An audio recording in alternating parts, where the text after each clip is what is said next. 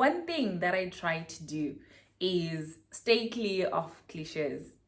I feel like there are so many things, so many statements that could be helpful to us that have been co opted by people in their everyday lives as a way to justify their stupidity, as a way to moral posture and judge everyone.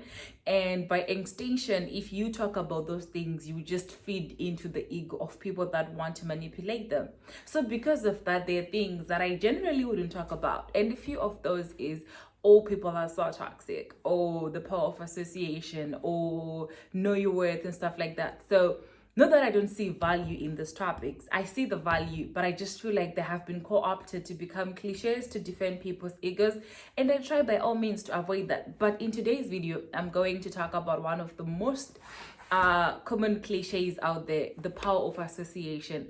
And I want to do a deep dive into it. What does it even mean? What is the power of association? What is association? What is power? How does that work out? And how do you need to think about that helpfully in your life? Hello and welcome to my channel. My name is Petronella Mnyeredzi-Mnenja. I'm an author, I'm a consultant, I'm a speaker. My latest book is called From Gokwe to Oxford, The Girl Who Dared to Dream. It's available on Amazon. Please do get a copy. If you're in Zimbabwe, you can get a copy from Enough Aid Bookshop, and you can send me a message and I can have a book delivered to you anywhere in Zimbabwe. And also be on the lookout, because before the first quarter of the year ends, I'll have published 2 more books. I'm so excited. And I also recently published my blog where I'll be posting an article bi-weekly. So please just, okay, bi-weekly is wrong. So I'll be posting an article. Oh yeah, it's bi-weekly, isn't it? After 2 weeks, yeah. Sorry. I had made a mistake there. So I'll be posting a blog article after every 2 weeks. Please do check it out. The reason why I created that blog is I feel like there are parts of my life that I can't talk about on YouTube or on social media, because when I go to my Facebook and I go to my YouTube, I'm speaking to an audience mainly from Zimbabwe, people who have grown up like me, who have seen my struggles of going to school and an environment of learn and stuff like that. So when I speak to them, I try to produce content that uplifts. I try to produce content that gives them lessons and equips them to step into the world and fight for their position. So that's what I want to use my YouTube and my social media for. But at the same time, I'm this black girl who found herself in Oxford, and that was a stage of my life that opened up my world to new challenges.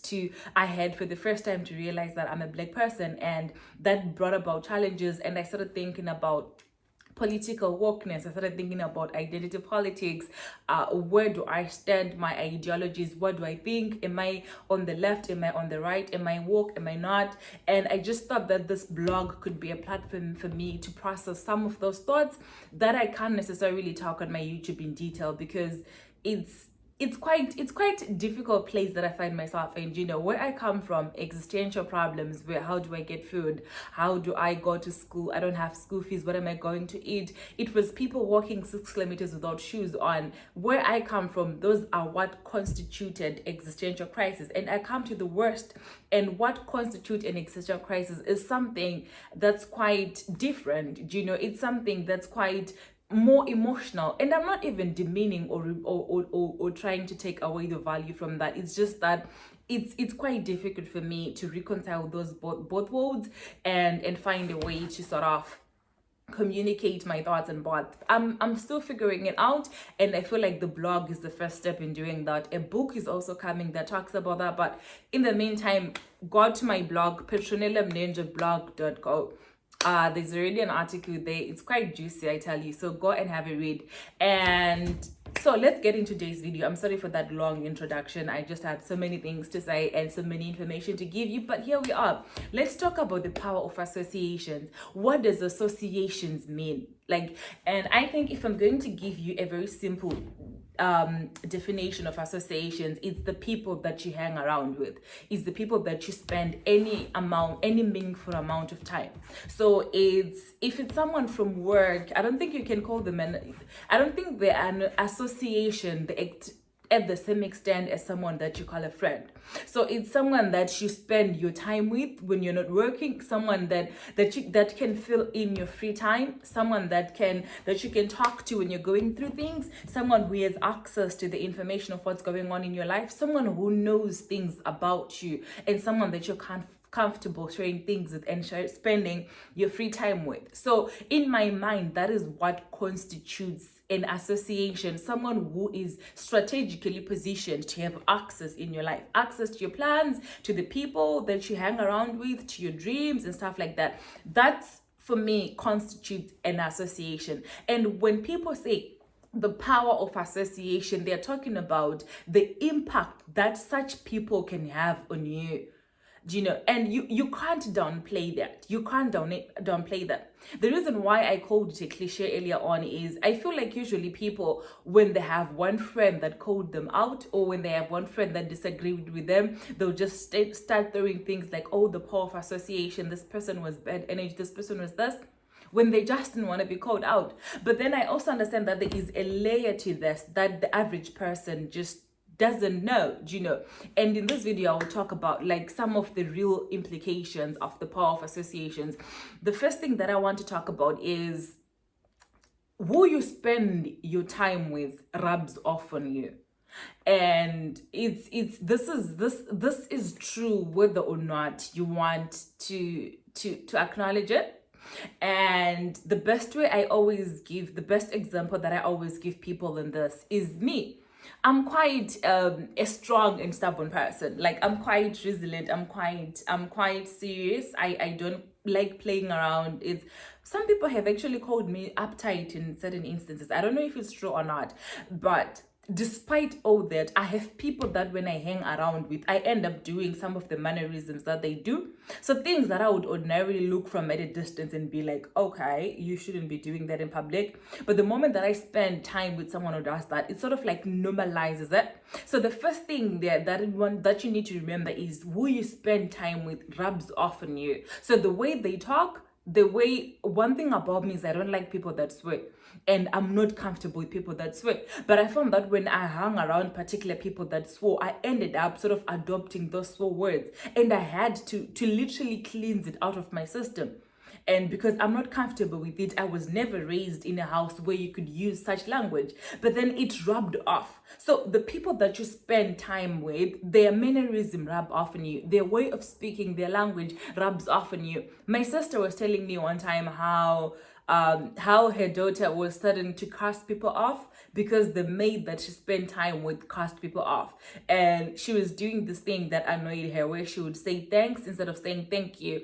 So it's those tiny mannerisms, those tiny habits. This girl didn't actively say, I'm going to teach this young girl how to cuss out people, or I'm going to teach this girl how to say incomplete sentences of politeness. She didn't actively set out to indoctrinate her. She didn't actively set out to teach her how to talk, but it's just stuff that rubs off because you're spending time with the person. So when you're thinking about the power of association, you're thinking about this person that I'm spending time with, what is going to rub off on me? So if you're spending time with a person that's very bitter, that's very angry, that looks at life from this lens of constant anger and constant persistent victimhood or whatever, if you spend time with that person, you will start seeing things the same way. So you will start seeing where you wouldn't ordinarily pick hate, where you wouldn't ordinarily pick things to make you angry, you start picking those things up quite easily because you're spending time with the person who constantly directs you to that. So when you think about those things, it then makes you realize that, oh, there is power in who we associate with, because what they carry on the inside rubs off on us. Their mannerism rub off on us. Their attitude on life rubs off on us. How they think rubs off on us. So for that reason, if you are careful and if you're knowledgeable to that fact, you will do a more a more important job in guarding your space. You will do a more thorough work in actually assessing who you give access to. You will actually vet them. Do I like how they speak? Does their speech edify me? Does their speech add value to me as a person?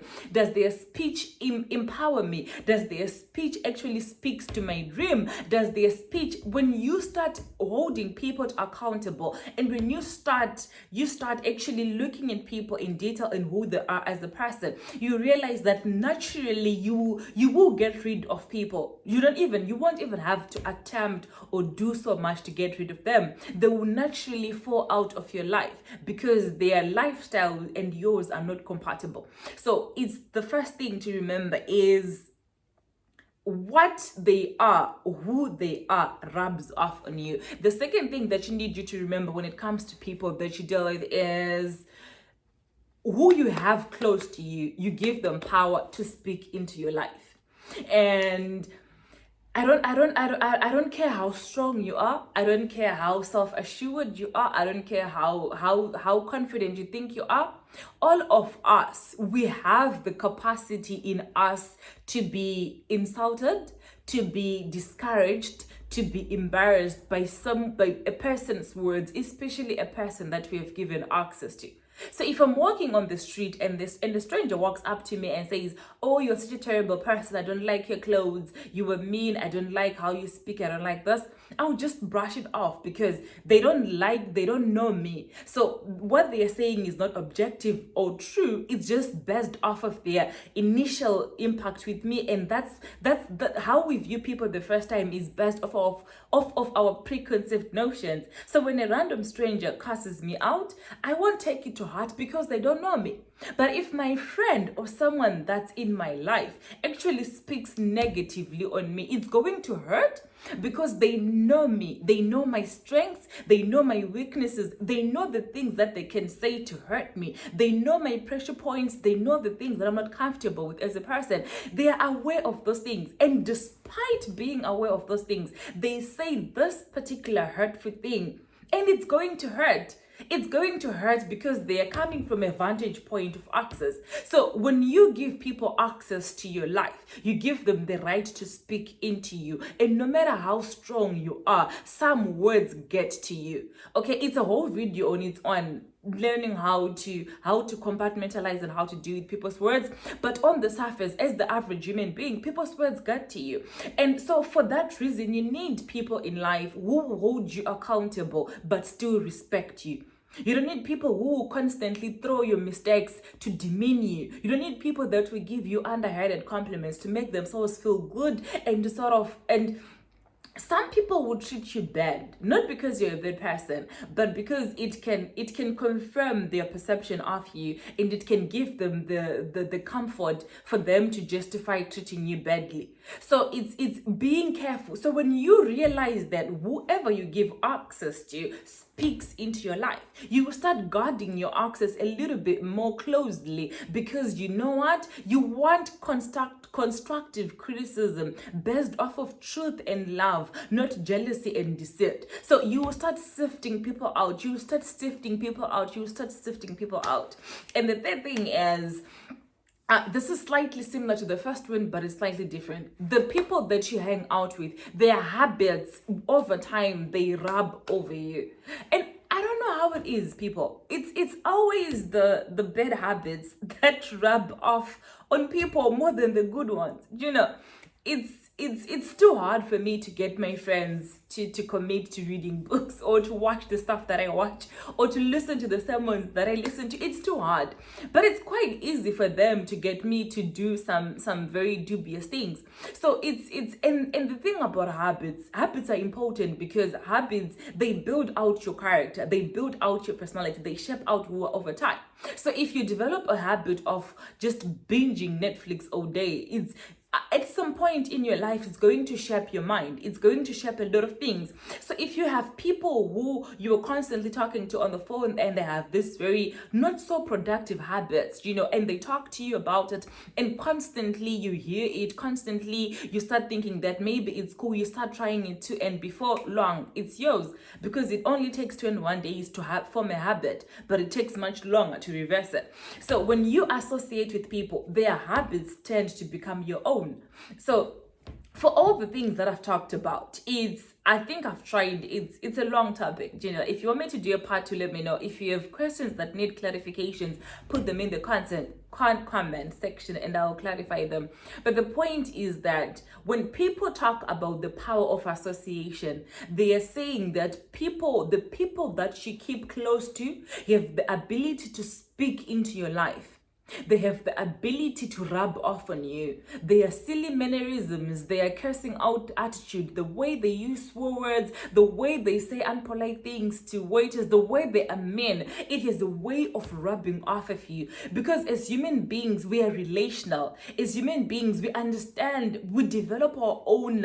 Jordan Peterson says we develop and sharpen our thoughts through dialogues. So when we talk to people about what's going on in our head and they talk back to us and we engage in this constant back and forth, it actually shapes and develops our perception, our attitude, and a lot of things. So be careful who you give access to, because whether you want it or not, it can lead to you having silly habits. It can lead to you having dubious habits. It can actually neutralize some of the work that you've done into becoming the person that you are, because you've given access to the wrong people. So the conclusion is, be intentional with who you keep close to you. Be intentional with who you allow to speak into your life. Be intentional with who you call your friend. I have said this before, I will say it again. It's okay for you to call some people work colleagues.